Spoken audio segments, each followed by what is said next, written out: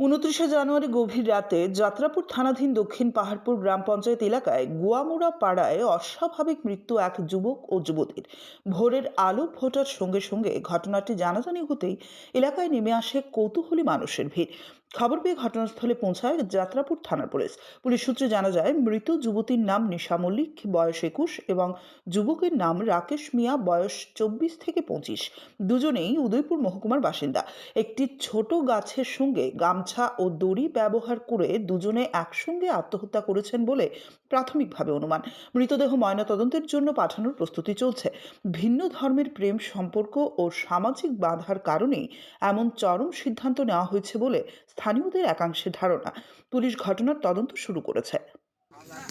PM করলে না বুঝুন কখন কাটালে লইয়া যাবেন সিনোনিম হ্যাঁ অস্ট্রেলিয়া মেয়ে ছেলে ধরুন কখন পিএম করলে কখন পারি। মেয়ের নাম কি?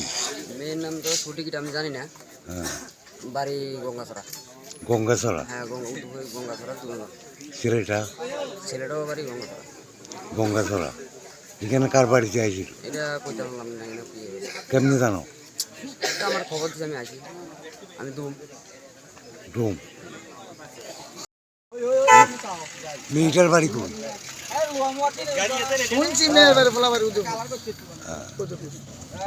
ওলার মামার বাড়ি আছে বলে ওগুলো মোরা। ছেলের নাম কি?